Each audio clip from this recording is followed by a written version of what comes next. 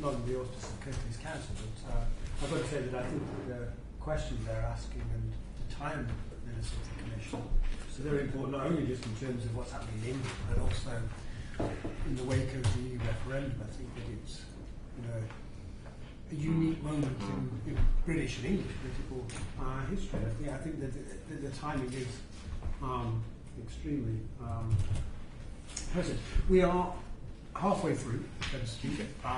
Last month we were on various public consultations. We went around Kirklees talking to local citizens. During the next month we're going to be holding the sessions here in London, also in Greater Manchester and in Kirklees, and taking evidence from a wide range of stakeholders. So we're building up as rich a snapshot as we can of where we're at. We'll then go on in October and November and write up a provisional report, and that draft report will go out to everyone that engages with us, and we will be sending yourself a copy of that, and we will be sending that as part of the conversation, if you want your feedback. Sure. That will then be delivered to the Council in December and in January, and we'll be engaging with the Council, to Whitehall, the LGiU, etc. as well. And so we're looking for a commission that has high resonance both in Kirklees and across England more widely. In that sense, thank you very much for giving up your time today. No, great pleasure. Considering the weather's concerned, being from the north, when was the last time we saw the sun? We aim to please. We thought we'd put something nice on for you. I've been waiting for the weekend. Special events that you're putting on. Moving 200 miles makes such a difference. If you might just introduce yourself and then the rest of the panel. Sure. I'm Jonathan Carr-West. I'm Chief Executive of LGiU, Local Government Information Unit. I am Andrew Cooper. I'm a councillor on the Commission.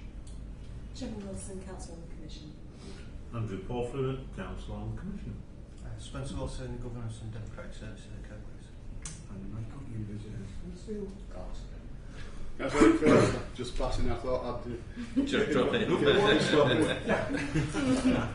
We just picked him up on the way. And Looking for the weather smooth. he was attracted by the cocktails and brunch downstairs.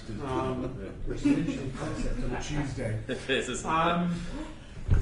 That's King's Cross for you. It is King's Way, it is indeed. We are in interesting times, and it is interesting that we had a change in the composition of the government, if not the actual government itself, and there's clearly a change in tone around the questions of regional devolution. We've obviously seen Theresa May arguing that Manchester should stop receiving quite as much attention as it should do, and that a directly elected mayor model might not be suitable for across the country. And yourself, you've been one of the principal sort of inquisitors of the direction of regional devolution and its implications for local government. This doesn't seem to have been a particular question that has troubled George Osborne and those who are pursuing regional devolution in the last government. I wonder, just to start off, whether you could say a few things about where you see the change, regional devolution influencing the changing role of local government and local authorities, and particularly local councils. Yeah, sure. So I guess the starting point, my starting point for that, is that devolution is a good thing, or should be a good thing. That we need more devolution in this country. We are, and this is a sort of basic point, but it's easy to forget this in the sort of complexities of this discussion. That we are a ludicrously over-centralised country compared to almost anywhere else. A country in which 2% of tax is determined locally, 98% of tax determined by one man. Has always been a man to date. Anywhere else, that looks insane. A country in which 70, I've been on holiday for a few weeks, I forget exactly, 72% of public spending is determined by central government. This is, compared to 30% in Germany or the US. So we start from a place where, we don't start in the place that everyone else starts in. And I think it's worth bearing that in mind, because people like me get very excited about devolution and by what we've achieved sort of recently. But if you say, well, this is fantastic. In Greater Manchester, the local government now controls transport. If you go and say that to someone from Paris or Berlin or New York, they're looking up, what? Well, who did it before? Some people sitting in an office 200 miles away. Are you insane? So it's worth remembering that we come from a place where we're very, very over-centralised. I think, a degree, that needs to be normalised. I think there are pressing reasons for devolution. We'll come back to talk about the democratic sort of argument for it, about, I think, giving people more control over the places they live in, a sort of principle of subsidiarity, of returning decision making to people. And actually, I think that matters because I think we see the negative.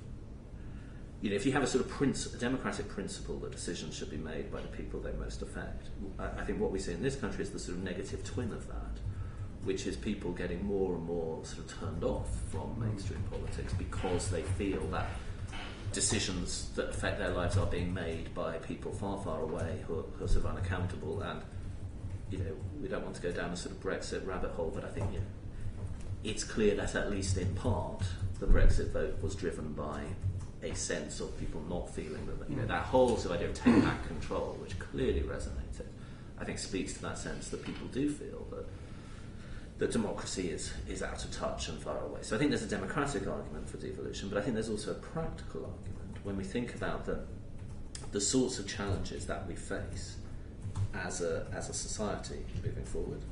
We have challenges around austerity, which we're all familiar with in local government, but we also, I think, have long-term challenges around an ageing population, a changing global economy, changing climate and environment, how skills for young people in that changing all of these really complicated challenges, which are sort of massive scale, massive speed, massive complexity.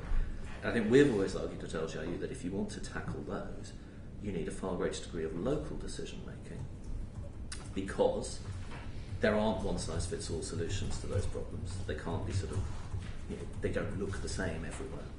And secondly, because I think business as usual won't fix those problems. We need innovative approaches, and actually what we know about innovation is that it doesn't happen from the centre. Successful innovation, not never, but very, very rarely happens because someone clever in a university, in Whitehall, in a think tank, and it says, here's the answer, now everyone go out and do that. It just doesn't work like that. It happens when people find contextualised solutions that are sort of adapted and changed according to local need. And finally, actually, a lot of those complex problems. How do we look after our elderly relatives? How do we make sure our kids have the skill, have jobs to do and the skills to do them, and houses to live in? And how do we make our neighbourhoods safe? And how do we make our communities cohesive in a world that's changing very fast? Those aren't things that government, central or local, can solve by itself. You need an engagement of citizens in that. You need a sort of collaborative relationship between the state and communities and civil society and individuals, and all of those. We sometimes talk about a sort of Venn diagram of sort of institutions, civil society, and individuals, and there's a sort of old politics where a sort of the left says, well, it's institutions of the state that fix problems, and a sort of soft, cuddly, new big society right says no, it's communities, and a sort of hardcore right says no, it's individuals, you've got personal responsibility, you're on your own. And actually all of that is nonsense, isn't it? We know that actually complex problems are solved when each bit of that Venn diagram is engaged positively. So, that's a long way around of saying we think that to cope with the challenges of modern life, you need more local decision making, and therefore devolution is a good thing, though a bad word. And I think it's interesting that we talk about devolution, we talk about decentralisation, and actually I hate both of these words. Both of these words, it seems to me, actually sort of instantiate the very kind of power hierarchy that they purport to undermine. It's like, well, if we're really good, then Big Daddy central government will decentralise a bit of power, devolve a bit of power to us. And I think we actually need to think about power in a different way. Think about power as belonging locally, and actually where we have to, we evolve power up to higher organisations, to the central government. So it's a bad word, but it's the word we're stuck with, and it's a good thing. Now, we argued quite strongly that for a sort of deal-based approach to devolution, because we thought, if you have devolution to a central template, that's not really devolution. and we shouldn't make everywhere go at the speed of the slowest. We should enable places to go at different ways and to put forward. So we were initially in sort of 2015 quite excited by the direction that the government looked like it was going in. I think it's been fair to say that that process has not been entirely without disappointment in terms of how it's actually played out. Your question was about the role of councillors. I think the role of councillors has to change and have evolved. Well, the role of local government, I think there's two things here. I think the role of councillors and local government has to change, full stop, in order to meet those complex challenges I was talking about, and for the reasons I was talking about, because those really crucial things can't just be sort of fixed by local government doing stuff. They have to be addressed by local government making things happen, by facilitating, by catalysing community action, by drawing on the resources of the community. And that's not an argument for a sort of small state, that's an argument for a more agile state, a state that sort of helps people to help themselves where they can, that supports people who can't, that uses its resources in a targeted and effective way, but that also isn't constrained to sort of seeing its resources as the money that it has to spend and the officers that it has to deploy. But and we hear a lot of this, and it takes asset-based approaches. There's a lot of jargon around this, normally by people who are trying to sell you something, which is part of the problem here, because a lot of people are saying the right sort of things, but actually trying to say, with this whole sort of industry has sort of developed, and we all talk about we want to talk about shared services or asset-based approaches or smarter commissioning, or we kind of know some of the ingredients of this, but putting this together in a way in which local government is much more agile, it's much more sort of it's much more of a catalyst for things to happen. So we, and I don't pretend to have the right language about this, but we sometimes say if the last 20 years has been about local government moving from delivering services to commissioning services, which is broadly true, the next 20 years needs to be about moving from commissioning services to think tank, terrible language alert, curating places in a way that means you don't need that same level of services, because we all know what the graphs look like. If you look at adult social care, demand, resource, that's going to, in many places those lines are crossing this year or next year. So the only way around that is to manage demand. The only way around that is to help people to sort of not need that degree of intensive services from the state. So to be more preventative, to be more facilitative, to help people support themselves. Now, there's a whole conversation about the limits of that, which I understand. It's hard. But to do that, local government needs to be different. It needs, as I say, to sort of move from doing things to making things happen, to sort of being much more out in the community, much more thinking about what resource there is. Because we know that there's huge amounts of civic energy in this country, in every country. And we see, what percentage of care is delivered informally? It's huge. It's something like 70%. It's just done by people there's huge amounts of energy, whether it's sort of after school clubs, whether it's church groups, but actually as a system we're very bad at piggybacking on that. We tend to sort of establish public service structures that run parallel to it. So I think local government needs to change how it operates. Needs to do that with or without devolution, frankly, but with devolution then it can do that more powerfully. What does that mean for councillors? Well, I think that means their role has to change. I think actually it is changing, has changed and is changing very quickly. It becomes much more about not being a sort of decision maker for the community, but being a facilitator for that community, representing that community in the structures of the council, but also helping that community to find solutions for itself. We did a piece of work. Do you remember the Hazel Blear's empowerment agenda back in 2008? It feels like a million years ago, doesn't it? We did a piece of work for the IDA where we went out and asked councillors about. We were defining the role of councillors in community empowerment. We went out and asked loads of councillors, so we don't believe in that nonsense. We make decisions. They'll vote. At the end of the year, 4 years, they'll vote us out if they're not. And actually, even then, that wasn't true. When you sort of said, "Oh, really?" When you sort of actually got beyond the language and asked about what they were really doing, it wasn't true. And now it's even less true. I come across some, but very few councillors who just see their role as I get elected, I make decisions, If they don't like it, they can vote me out at the end of 4 years. We don't work, councillors don't work like that. They know that they have to be out in their community. They're the people they're talking to. They are the people who know, or should know, where that civic energy is. They're the people who can because actually part of the challenge is that in local government we say, we can do all of this because we know our communities. We're the bit of the state that knows the community. And that is relatively true compared to anyone else.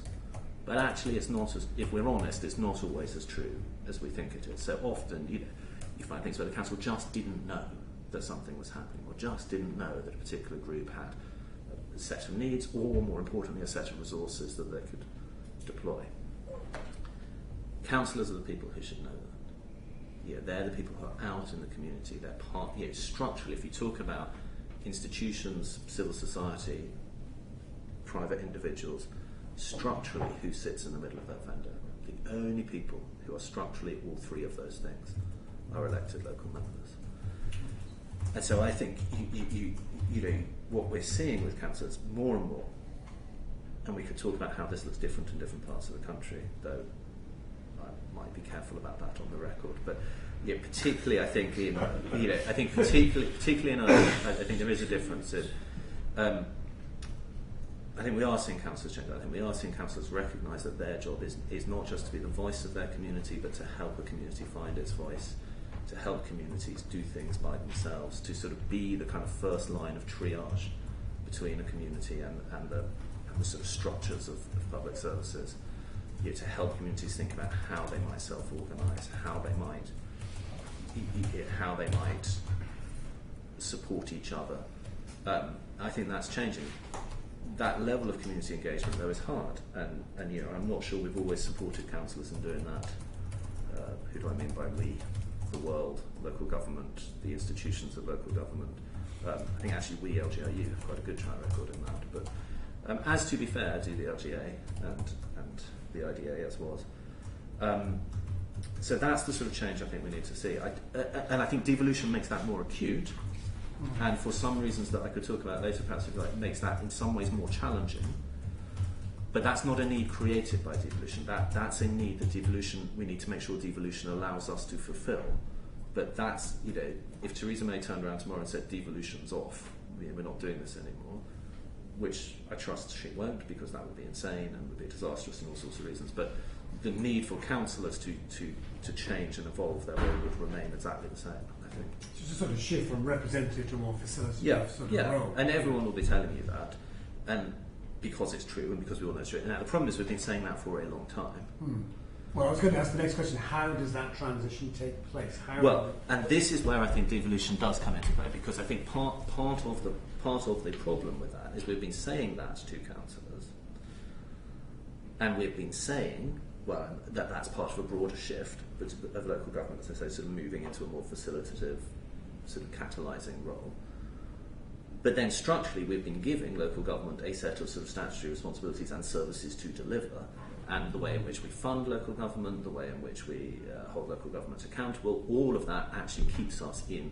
And to be fair, the way in which local government organises itself all keeps us trapped within a sort of service delivery silos. So that the organisation of local government is about, here we get some funding from the centre to deliver adult social care, to deliver streets, to deliver whatever it is. And actually the whole, so we have two things going on. We have a conversation about innovation and change and doing things differently, and then we have a structure that's about funding services. And the challenge with that is that means you're always stuck. You're always stuck in the limitations that central government puts on those services, and you're always stuck in a conversation that, for example, says, how do we, let's take some of the thorny ones, how do we fund and deliver domiciliary care, rather than starting from how do we support old people in this community to live independently. Now that sounds like a small difference, but actually it's fundamentally different, because if you start with that broader conversation, you'll get through a whole list of things that you could do, or rather that could be done, not necessarily by the council, before you get to, but Mrs. Smith or Mr. Jones might require somebody to go into their house and help them get dressed, or you will end up with that will be in there somewhere, but you don't start with the how do we commission that domiciliary care service. Now we only have money to spend 13 quid an hour on that. How are we going to do? So you start from a different place. Now the challenge is, I think, that it's how local government has been constituted and funded and as I say, sort of mandated, makes that very difficult. Devolution starts to open up that potential. So in Greater Manchester, for example, if you do have, now we can, well, you'll go to Greater Manchester and you'll ask them about this, and you'll find out where they are in it. They are, I think, I think they have made great progress. I think inevitably they've been used as a flagship, which sort of, and this is both good and bad for them, has kind of sort of positions them as further ahead than they actually are. But they do have health and social care budgets brought together. That starts to open up the potential to have much more easily that sort of conversation about, all right, what do we really need to do here to ensure that we have a community of people who are sort of thriving, who are healthy, who are able to sort of fulfill their own potential, who are able to, horrible word, self-actualise in the way that they, all those sort of things that we might, the stuff that we really care. Because actually, it's not about how do you fund domiciliary care. It's about how do you make sure that people who are getting on in years can sort of live the lives they want to lead. Yeah, and that takes you back to the democratic bit of it, because actually it's about democracy. It's about enabling people to be who they want to be and to sort of fulfil the lives they want to have. Now, if you bring those, so it's a very simple example, that if you bring those health and social care budgets together, your capacity to do that as a set of local authorities is infinitely enhanced. It gives you more flexibility around that. And so I think that's where devolution plays into this conversation, because we've been talking about all these things for years. It's not fair to say we haven't accomplished them, but actually in a lot of places we've made a lot of progress. As you know this, you've made huge progress on all of these things, but the sort of structural limitations, we keep bumping up against the structural limitations of what the money allows us to do and what the sort of statutory shape allows us to do. So that's where devolution can help us out, I think. Andrew, you've stressed the need for a change in the way that local government works, and you've given the example of social care. You said that in some places the lines are going to be crossing this year or next year. Yeah. Is there not a great urgency, because the changes that you're talking about, it's a bit like turning the tank around, isn't it? It's going to take ages to get those changes, yet the position in a lot of service delivery is acute now. Yes, it is. And, well, a couple of responses to that. I think, to some extent that's a function of austerity, but I don't think it's entirely a function of austerity, because even if we had 2008 levels of funding, those, particularly in adult social care, those lines are going to cross sooner or later. Now, the challenge is that now we're having to do all of this stuff much quicker than it would have been better to start all this process when we had more money and we had more time, but we didn't. One upside to austerity is that it has made people realise that they have to make these changes. So there is a sort of conundrum there, that when we had the sort of funding and the time to do these things in a sort of more positive, more sort of grounded, more careful way, we didn't do it. Now that we're trying to do it, we haven't got the money or the time to sort of do it. And I'm not going to pretend I know a way out of that conundrum, but I think it seems to me that some of that is about being, and this again plays back into the role of elected members, some of that is about being bolder than we allow ourselves to be. So I think there is still, there's a thing about how we assess risk and how we think about change. So I see a lot of councils doing innovative new stuff, and generally that ends up trapped in what I call pilot hell, that we just run a pilot of a new way of doing it, and then we think, well, we better spend a few years assessing how well that works. And and I'm being a bit flippant, but because of course we understand why that's how you responsibly you need to proceed. But on the other hand, what we tend to do is keep running the old thing. So we end up double running. We're very bad at sort of switching off the old way of doing something when we find a new way of doing something. I think that's partly due to sort of risk aversion. And that, I think, is partly due to, some of that is about sort of council structures. This is an aside. A project that I can never decide whether to do or not, because I can't tell if it would be great or just deadly dull, but I think it would be important, is around how we manage performance in local government. So, one issue is that we spend a lot of time. Everyone's saying, you've got to be innovative, risk takers. We want our staff to be more entrepreneurial, more kind of. And then we have an appraisal system every year that is precisely designed to stamp out that sort of behaviour. And so, no one says, I put this challenge out a lot to the council chief execs. I've yet to find anyone who says, our performance management rewards people for failing and learning. Of course it doesn't. The way in which you climb the ladder in local government is not to take risks, is not to make mistakes, is not to do any of the things that in a different conversation we say we want people to do. Just to put in on that, one of the things I've always really wanted to see, and it's another one of those things you don't know that it would be a great idea or an awful one, is a council's worst practice programme. Because we've had best practice programmes for years and years and years. Exactly. All these new things. But if we had something where we shared worst practice, things that we'd done which were absolutely awful, and there would be a lot of value that could be gained from that. But it would be quite rotten boroughs. Caught in private eyes. Funny enough, we had a similar idea about could we get, and it failed miserably because just no one was willing to talk about. As you can imagine. That's culture. That's culture, but that's culture. Now, actually, though, I think elected members have a huge role to play in that, because you are the guys who set the tone for culture. And actually, if you collectively were saying to the chief exec, that's what we want to see, and that's how we want. Because in a lot of councils, actually, one of the things, if I'm honest, one of the things that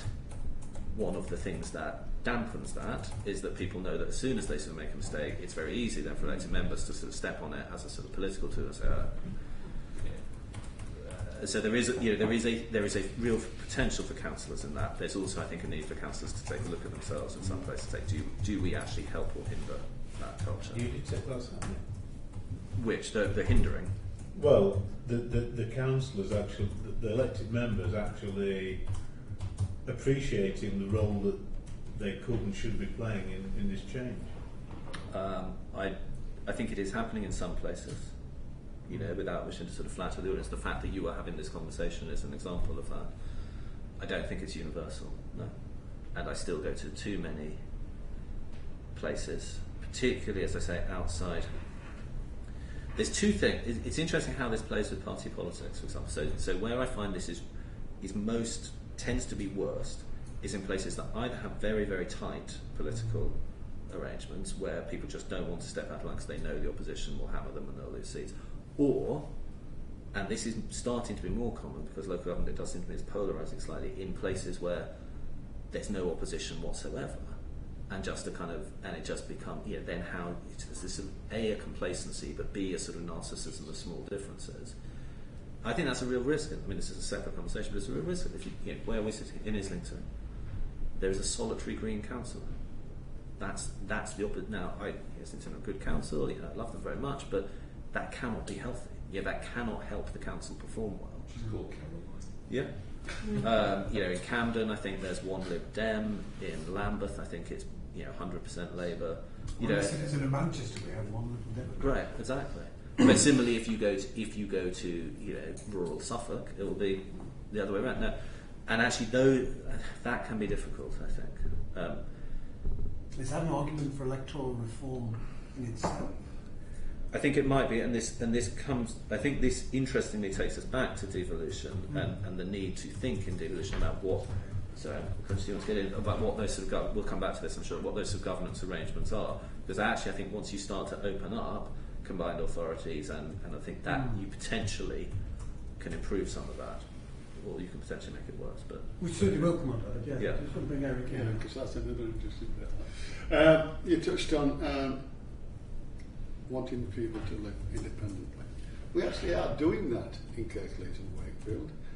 Due to the reconfiguration of the health services, part of the agenda is care closer to home, and about shared budgets, and we are working closely with the NHS and the CCGs on delivering that. I think particularly in health and social care, we do see examples of that. The challenge is Andrew's challenge about can you go fast enough? Do those improvements go fast enough? Now, I guess this is not an answer to a question. This is a question I'm wrestling with. So one of the challenges here is that we all have examples of great practice. So to take an example, where was it from? Wigan, I think. And they were talking about this older lady who was sort of pretty much housebound, who was and actually, as so often, it turned out that her real problem was isolation more than anything else. So she had, off her own initiative, using her some of her personal budget and that sort of conversation, had just started taking in the sort of Amazon deliveries and online shopping deliveries for everyone on her street, which meant it was a service to them, but also meant she then got this stream of people just checking in on her. Oh, hi, Mrs. Smith. Come to pick up. Are you okay? And it just transformed her life. Now the challenge is we can all and you will have stories like that, and we can all tell these stories, but they kind of sit around the margin of the system. And so then the conversation becomes about how do we systematise this? How do we make this how do we move this, make this sort of mainstream in the centre? And I just want, so then we start talking about systems thinking, and it's one of those points where I sort of start to doubt whether I actually understand what anyone's talking about, because I don't really know and understand systems thinking. But I just wonder if it's the right question. I wonder if what we need in part of this is an account of how we do, a different account of how we make change happen. That's not about creating a sort of system, but is about allowing an aggregation of lots of small changes and a kind of momentum, and for those small stories that we can all tell to somehow create a sort of role, a momentum of cultural change. A bigger narrative.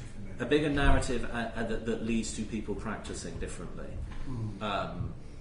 Because I just want, we're perhaps as guilty of this as the problem is there's loads of people like us and all these service design think tanks and service design companies and consultancies who sort of come up and start banging on systemic change and systems thinking and vanguard this and whatever that and I just and innovation. So one of my team, who I think we'll meet later, I was saying we need a word for that kind of that. We need a word for that stuff for those people who we're sort of part of. And he said tyrannovators. And I think there's something about that notion of tyrannovation. That the world is full of people. And if I'm, there's some degree of looking in the mirror here. It's generally people like me who come from somewhere else and have nicely paid jobs somewhere else of doing innovation. And you tell them, say, you must innovate. And for a lot of people sort of in the world delivering out there, I've started to realize it's almost the kind of psychic violence. Because you're basically turning up and saying you're no good at, you need to change. You've been doing this for 30 years, you're no good, you've got to change. And no wonder people kind of resist that. And actually we need a different way of talking about what change means, why we need it, helping people to almost kind of, we, again, semi-seriously, but we talk sometimes about borrowing a set of language from therapy rather than from systems thinking or digital or service design. It's about helping people understand the change they need to implement and what it means for them and why they might be upset about it and what the opportunity is and what the risk is and how they might feel about it. We never talk about how people feel about this stuff, and sort of moving people forward in that way. And instead of having things like, because again, it's this sort of, the problem is it's always sort of clever technocrats who are sort of seduced by the idea, and I say this as someone sort of trying to recover from it, but seduced by the idea that if you can just find the answer, you can unlock it, and you'll sort of fix the world. And the crooked timber of humanity can just be fixed if you just find the right place to bash them. And actually, that's not how change happens. I don't think so. We need a different account of how, which is much more about storytelling. It's much more about saying, look, here's what we're doing that's good, and here's what we're doing that doesn't work, and how do we tell those stories effectively, and how do we make people want to be part of that, and how do we get. Because over and over again, what I'm told in local government is that it's a cultural. So if you go to, we did a thing on health and social care integration in Manchester. They said the challenge is not a technical one anymore. We know, how we should do this. The challenge is a cultural one. The challenge is getting people within the local authority and service users to think differently about this and to feel. That's the thing. If you've got to sell it to local government have then got to sell it to users, absolutely, to the public. Absolutely. Which comes back to the role of elected members very directly. Well, it sort of brings me on to a question which has come out of our public engagement. It's a perennial problem. But it's quite clear there is a deep lack of understanding about regional devolution, both its content and its purpose. Yeah. And there's even less surety about the potential impact of regional devolution on local democracy, be that for councillors or the council. How do you think you can overcome this problem? Well, I think we're late to it, frankly. I think we should have been having these conversations way upstream. I understand why local government didn't, because, what are you telling people? It's been so, partly because of the way the process has worked, it's been unclear what that. So, partly because of the timetable, the previous government, if we call them the previous iteration of the government, but partly because of the timetable they imposed, everything went very quickly. So we've done a lot of work in places where, we went round kind of engaging councillors in this, because leaders were saying, we haven't even told our sort of ward councillors about this, let alone, God forbid, telling the public about it.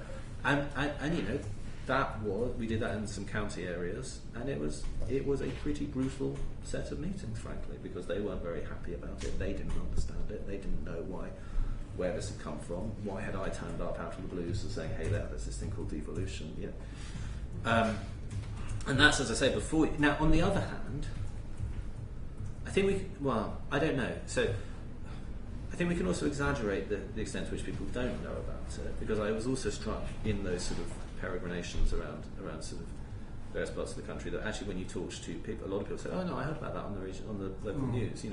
So we're not starting from zero. I think mayors play into now. I know mayors, no doubt you'll want to talk about later, but one of the advantages of mayors is that it does give people a hook. So I think and I couldn't swear to this, but I suspect that if you went to Manchester, you would find most people were aware now of the sort of mayoral question. Because you have fairly high-profile selections. There's been a lot of coverage of it in the regional news. I think people do know. Yes, people are starting to say, "Oh, hang on, something is happening. There is going," and it is one of the advantages of mayors that it gives a very visible hook to all of that, and you can start to say, "There will be a mayor. He or she will have, although it appears that there will be he's, this set of powers. They'll be doing this set of things," and that is a way of bringing people into the conversation in quite a concrete way. I think in places where you're talking about more opaque, or that's unfair, but more complex sort of governance arrangement as well. There's going to be a sort of a combined authority board or whatever. I think that's going to be much harder because people don't get what that's about. So I think one of the big upsides to mayors. And interestingly, I've become more convinced by mayors, seemingly at the time that the government has become less convinced by mayors, though possibly for the same reasons. Because I think largely for two reasons, partly because of the sort of international visibility, and partly because of that sort of local accountability hook. But I think we do. It seems to me that there is a conversation that when you start having it with people is quite positive. When you start saying, who do you want to be making decisions about road building, about infrastructure, about how the health service works? Do you want those decisions to be made by civil servants in an office in Whitehall, or do you want them to be made by someone in Kirklees, Manchester? Where I think people do respond. You need to attach it to things. You need to attach it to things. You need to start to say, look, this is about making decisions about how your granny gets looked after and how we fund that. This is about decisions about, do we build that new motorway junction or not? Do we invest in the airport? It's bringing that kind of decision making home, and that I think does resonate with people. Though there's supposition in that. I haven't tested that. It actually kind of remains untested. But my hypothesis is that if you start to have those conversations about real advantages, this is about how we'll decide how many GPs there are, how many, what new roads get built, or whether whether there's a regional Oyster card, or whatever it is. Once you start applying it to real things and saying, so these are the things that we could do.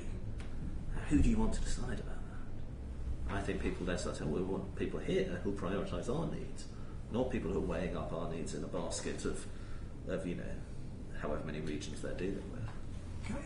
Because one of the criticisms of regional devolution has been that it's sort of been served as a fait accompli to citizens, and they've had very little agency in shaping their tone of things. how do you go from the position we are now, where the consultations have been hoarse Yes. at best, to one where you have this kind of more engaged connection with citizens, and you draw that kind of information from? Well, so again, I think where places do have mayoral elections, that provides a very obvious So the election for place yourself. to do that through the election campaign, through that. I think where they don't, I think again that and I'm conscious that I keep sort of ladling things on to the role of elected members, but that's about elected members going out to their communities as they have local elections, after they have whatever sort of process of engagement, permanent process of engagement, they're going to say, look, this is and here's the advantage, I think, in having got to where we've got to without that conversation, is that at least we now might be able to go to people in some places with a more sort of concrete thing and say, look, it's these powers. This is what's on the table. How do you want us to exercise these? Rather than it being a bit Brexity and saying, we're going to get devolution. Do you want it or not? What's it going to be? Well, I don't know. But we'll decide that after you've decided. So I think the advantage of where we are now is that we should be able to put something a bit more concrete in there. Interesting. I noted earlier on you said there should not be a one-size-fits-all solution to devolution. There should be different models in different places. And described earlier on that my view that we have a bit of a dog's breakfast democracy, local democracy in the UK. That we have PCCs, mayors, MPs, districts, counties, combined authorities, some overlapping, some not. It's a complete mess. We have electoral systems which are different in different countries. We have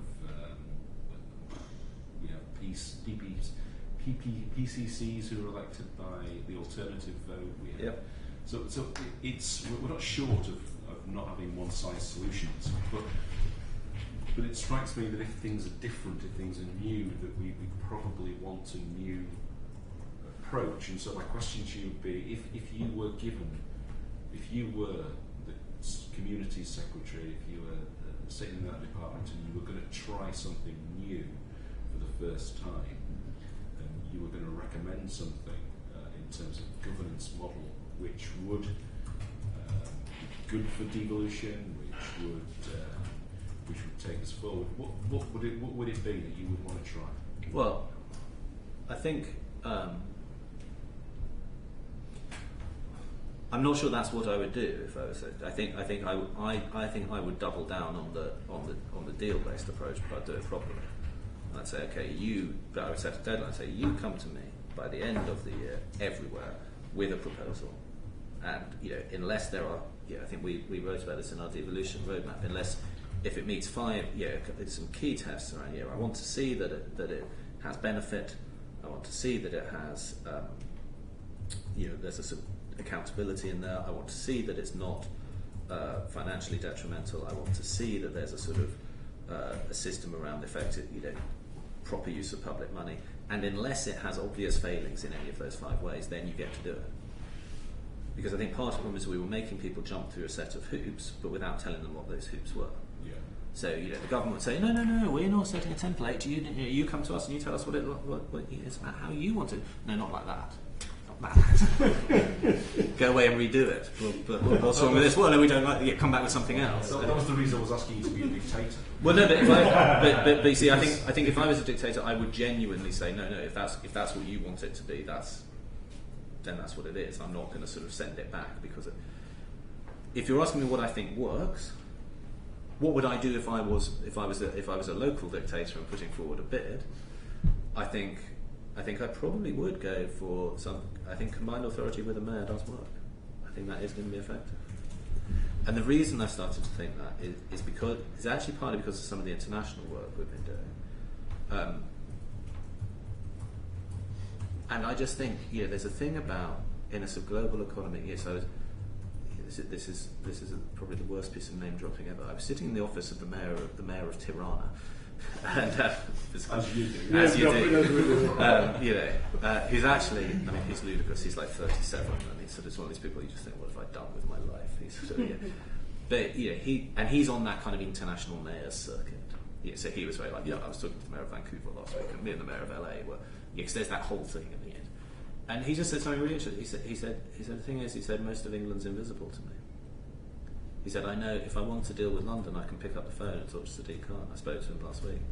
Who do I talk to about England? How do I, he said, I just can't. And he knew England, I mean, he's been slightly, but he knew England well, he'd studied here. But he said, there's no visibility internationally. And I just started to think, well, actually, if you've got, we've done a lot of work in East Anglia, for example. They've got a really good sort of biotech sector. But you can imagine a scenario in which the mayor of Manchester is out there on the international stage. Come and base your bank in Manchester. Come and you can imagine the sort of the governor of East Anglia or whatever you want to call it going. Yeah, I want to talk to you about our biotech industry. And actually, my worry is that if you don't have that, we actually might. And this is, I think, my worry about where we are now with the sort of change, is that places that have basically got a deal done are going to sort of move ahead, and they're going to be sort of, and if we're right about any of the advantages of this, they're going to sort of, start booming. And places that don't are just going to become more and more invisible. So that biotech sector won't be out there competing effectively, because there'll be lots of it'll be too opaque. Whereas at the same time, Manchester and London and Liverpool or wherever are out there sort of saying, come to Liverpool, come to London, And I just worry that given the sort of split between sort of fairly advanced devolution in big cities and not very advanced devolution, if we're frank, in the counties, that actually we risk exacerbating in a world in which already so there's a really odd. Interestingly, I suspect that would also map quite neatly onto I haven't done this research, but onto a Brexit yes/no vote. And I just think it's interesting that when you see in the response to Brexit, Sadiq Khan basically saying, I don't care. London's going to do its own deals. We're not going to be dragged down by, we're going to be out there. Sort of, it seems to me that in a world in which big cities, almost increasingly almost float above the countries that they're nominally part of, and kind of operate internationally in a sort of almost separate economies. That actually that sort of Brexit vote, which was sort of purportedly about sort of strengthening national sovereignty, actually ends up accelerating a process by which, London and potentially the Northern Powerhouse, or however that's the way that just kind of float off into their own sort of thing. So we'll leave the rest of England behind. They can do their kind of thing, whatever. We're just going to power off. With high-profile, accountable mayors. Benjamin Barber recently. Exactly. Came over the very same, and there is a sort of sense of two tiers thing, isn't there? Well, that Benjamin Barber thing of if mayors rule the world, I think that. Now, actually, I think there are some. I couldn't go to his lecture sentences. That's interesting that he said that. Hopefully, I wrote that down somewhere before he did. But that if he's right, and I think to some extent he is, I think that there is a risk that where we've got if devolution kind of stalls here, that will really sort of push ahead in the UK, and Well, of course it is. Well, there is a certain sense in which it's already there with the box cities. Yeah, it's interesting. His solution, by the way, was to just expand the metro regions to bring the shires in. So these enormous sort of satellites. But I think that right, which is this is the sort of side. That's also where I think the weakness in the. So it seems to me that the challenge to the if mayors rule the world thing is that actually when you look at really big cities, they actually cease to be one place in any meaningful sense. So when it takes you 8 hours to drive from one side of Sao Paulo to the other, in what sense is that actually a single place that you can start? So I think when you look at mega cities, they actually start to dismantle themselves, and increasingly the way in which people live in those cities is increasingly sort of there's a whole sort of set of thing about neighbourhoodising, because if it takes you 8 hours to drive to work, that's not feasible.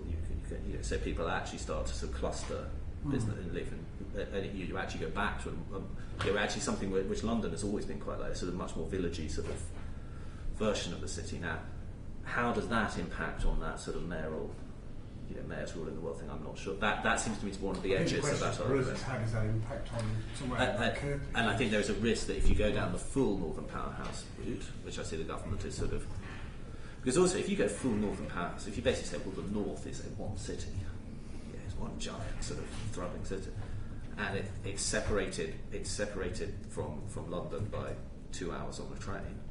Well, actually, in global terms, again, isn't that just one place? Doesn't the UK then effectively become a sort of a mega city? I don't know, but just all of that seems to me. there's some quite uncomfortable stuff in all of that, and you actually start to, so a sort of an impulse towards kind of local democracy actually starts to kind of undo itself. There's questions about that local identity that and there's the public were on about. Consultation. It's quite clear that one of the things which is a reservation towards this sort of agglomeration and this combined authority approach is that people's local identities will somehow disappear or they will be overridden. Absolutely. And oddly enough, that Huddersfield, even within Kirklees, provides that sort of large town satellite feel to it, and it divides as much as it conquers. Exactly, and I think that's, which will bring us back to questions about governance, but I think that's a real challenge. It seems, that RSA Cities Commission with Jim O'Neill, who obviously has been really influential in this, but I remember I was always struck by he was sort of talking about, he said, talking about the Northern Powers, and he talks about man-chef. He said, man-chef leads pool, as I've become fond of calling it. I said, well, you might have done, Jim, but I can guarantee that nobody else, nobody is ever going to answer the question, where are you from, by saying, I'm from man-chef leads pool. Or from Manpool. Or even from Manpool. Right? Absolutely. I mean, they'll only just, but on the other hand, but Manchester does kind of, now people from Bury or Oldham will take issue with you about, well, I'm not even from Manchester, but actually it does, it does kind of work. So there are, identities, and again, this is where all of this, to take us back to democracy and councillors.